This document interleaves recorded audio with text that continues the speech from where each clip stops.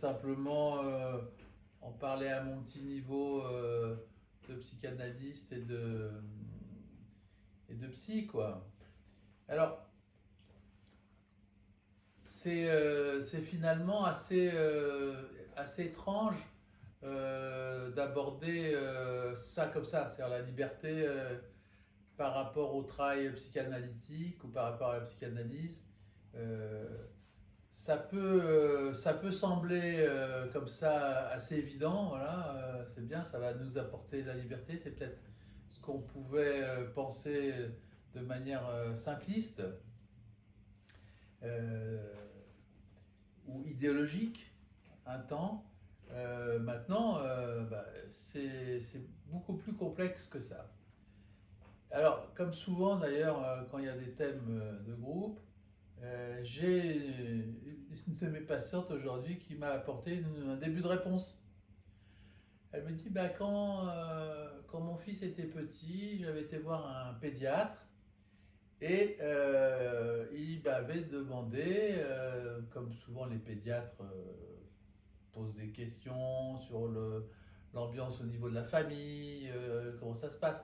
Elle avait amené son fils parce qu'il y avait des problèmes. Elle m'a pas redit exactement ce que c'était comme problème. Je sais pas, il y avait peut-être des problèmes d'endormissement ou de je sais pas quoi. Enfin, des problèmes comme ont les enfants souvent un peu au niveau psychologique.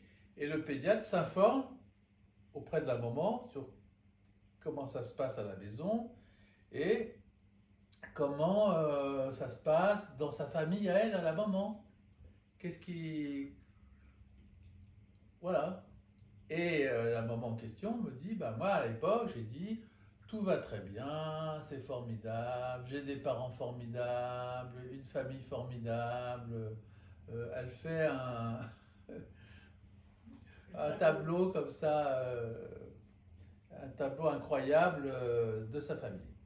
Et finalement, évidemment, alors maintenant elle me dit, ben voilà, je m'aperçois maintenant, effectivement, au bout de 15 ans, puis après tout le travail qu'on a pu faire ensemble, que c'est pas du tout ça et qu'elle est en train euh, de se démêler avec la relation avec son père, avec la relation avec sa mère. Enfin bon, je ne vais pas détailler, mais je veux dire, et toute la souffrance que ça entraîne de ces difficultés familiales et avec les parents. Donc voilà, c'est mesurer finalement à quel point, à ce moment-là, j'avais l'impression que tout allait bien, mais que finalement, j'étais pas du tout consciente que les difficultés que je pouvais avoir ou les difficultés que mon fils avait à cette époque-là, c'était en rapport avec finalement la réalité ou une certaine réalité le vécu familial que j'avais pu avoir et une certaine souffrance. Donc la psychanalyse, si on parle de liberté, elle nous apprend finalement pas forcément rapidement d'ailleurs, mais d'une manière assez insinueuse en tout cas, et certaine, qu'on n'est pas libre. Que ce concept de liberté, finalement, on s'aperçoit à quel point on est lié avec justement euh, la dimension inconsciente, comment les relations familiales, parentales, nous, voilà, nous entravent en quelque sorte et nous rendent les choses assez difficiles. Et, euh, et la psychanalyse, elle nous donne ça, en tout cas déjà, comme réalité, c'est-à-dire une réalité où il n'y a pas vraiment de niveau de liberté, si on peut dire, ou si on a une représentation de la liberté comme ça, euh, peut-être elle n'existe pas, mais en tout cas, cette représentation qu'on peut avoir, en psychologie, elle n'est pas du tout adéquate, et en tout cas la psychanalyse nous met très rapidement devant voilà, ce constat, ce paradoxe. C'est-à-dire que pour pouvoir, en quelque sorte, nous libérer, il va falloir voir à quel point on est privé de notre liberté. Donc la psychanalyse, elle va progressivement aider à nous défaire ou progressivement nous éloigner de nos contraintes familiales, relationnelles, de couple, hein, parce qu'il y a des souffrances de couple aussi que la psychanalyse peut permettre parfois de régler. Et puis peut-être nous faire choisir des contraintes qu'on va cette fois accepter, mais que l'on va voilà, accepter. Donc moi je pense que vraiment la psychanalyse, elle nous donne pas une liberté comme ça à tout crin de tout, mais elle nous permet finalement de diminuer en tout cas la souffrance, ça c'est certain, et de choisir voilà, nos liens et de choisir notre absence de liberté, si on veut être un peu polémique là-dessus.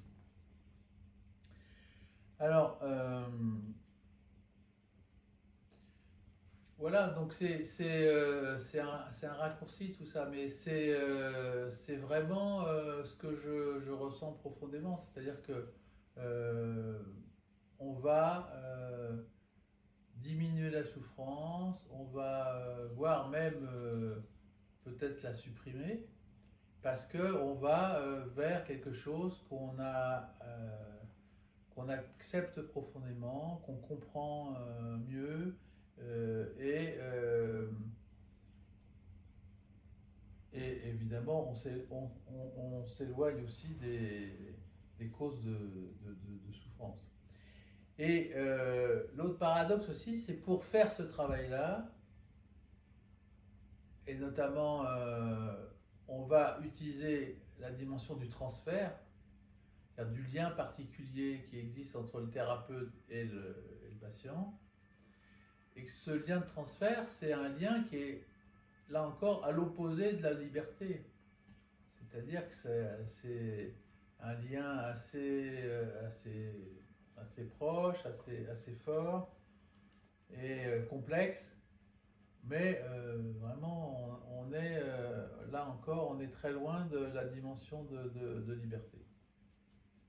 Mais ce transfert va nous permettre d'accéder quand même progressivement à une certaine autonomie, une certaine indépendance, une certaine libre arbitre qu'on n'avait pas jusqu'à présent.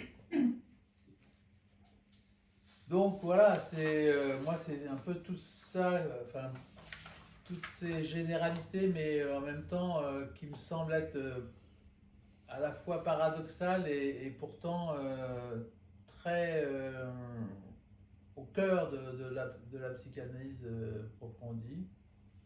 Et voilà, c'est un peu ça que je voulais partager avec vous. Après, on peut détailler évidemment à chaque niveau, familial, de couple, au niveau individuel, au niveau sociétal aussi. Mais voilà, je pourrais dire à peu près les mêmes choses dans chaque registre. Et ben voilà ce que je voulais dire. En fait, tu as l'impression que les patients se libèrent, s'affranchissent des liens douloureux, en fait. Oui, c'est-à-dire qu'ils vont, en s'affranchissant quand même des liens, c'est-à-dire qu'en les connaissant mieux, en les appréhendant mieux, en comprenant un peu les mécanismes assez profonds de ces liens-là, voilà, Vous retrouvez quand même une certaine liberté. ils vont retrouver une certaine liberté. Certaines, bien sûr. Voilà. Ils vont retrouver une certaine liberté et ils vont surtout accéder à plus de maîtrise, de connaissances finalement. Donc ça va agrandir notre compréhension des choses. Donc voilà, on sera plus en paix, c'est sûr. Mais pour moi, on ne peut pas dire que c'est l'idée qu'on peut avoir comme ça au sens général de la liberté. Mais c'est liberté de l'affect, quoi. La douleur. Ouais. Bah, disons qu'on choisit sa liberté. Si tu veux.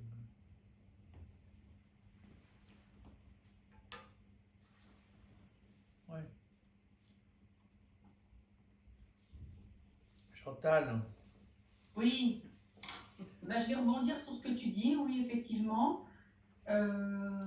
Pour dire quoi? Pour dire que, en fait, la psychanalyse en général, elle est rebutante. Les gens ne viennent pas facilement. Les gens se sentent presque obligés de faire cette démarche à cause de leur souffrance et de leurs symptômes. Donc, ils ne sont déjà pas libres de ce choix. Et en même temps, ils vont le faire parce que la souffrance est tellement grande qu'ils n'ont pas le choix. Et paradoxalement, c'est une forme de thérapie, la psychanalyse, qui laisse, entre guillemets, une grande liberté au patient dans son expression, puisque la règle fondamentale, c'est la règle du tout dire. Mais quand on est en psychanalyse, est-ce qu'on dit vraiment tout? Et est-ce qu'on arrive à tout dire? Ça montre qu'à l'intérieur de nous, même si on a envie de tout dire, on n'arrive pas à tout dire. Parce qu'on est justement construit et bloqué par toute notre histoire familiale, par tout ce que l'on aurait voulu peut-être être et qu'on n'est pas, et par tout ce qui fait qu'on souffre.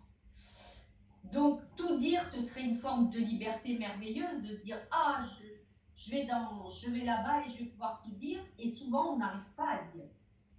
Ou ça se dit, mais au fur et à mesure.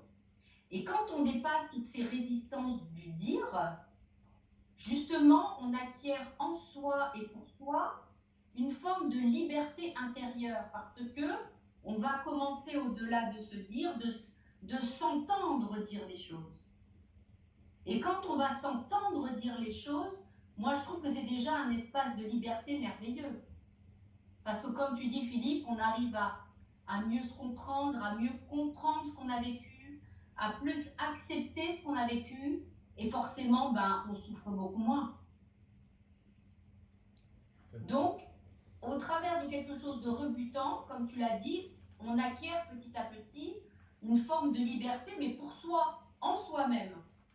Et on est effectivement très loin du concept de liberté idéale, qui serait celle de réaliser tous nos désirs, de faire absolument tout ce qu'on veut, de faire savoir autour de nous tout ce que l'on pense, un petit peu comme fonctionne le monde actuel.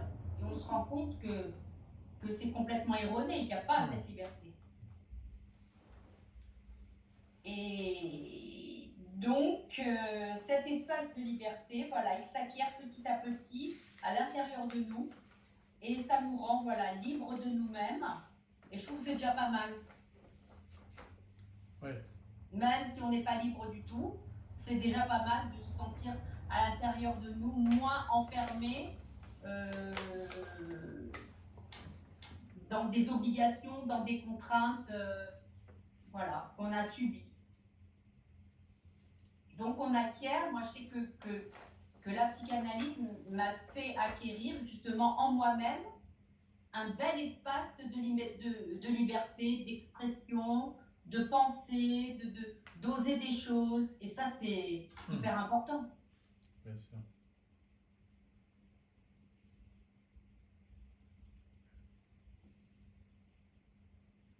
Super. Merci.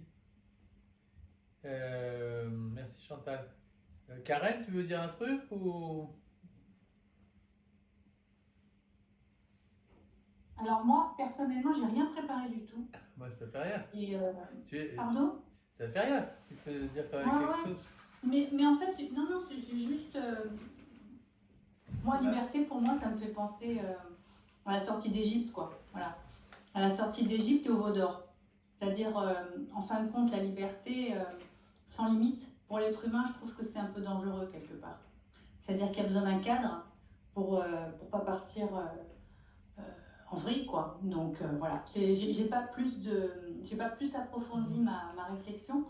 Et voilà, mais c'est vrai que c'est à ça que ça m'a fait penser, à la fois ce délice de la liberté, de la notion, enfin la sensation de liberté, et en même temps ce besoin qu'a l'être humain d'avoir un cadre, d'avoir des limites pour finalement pouvoir continuer à évoluer sainement.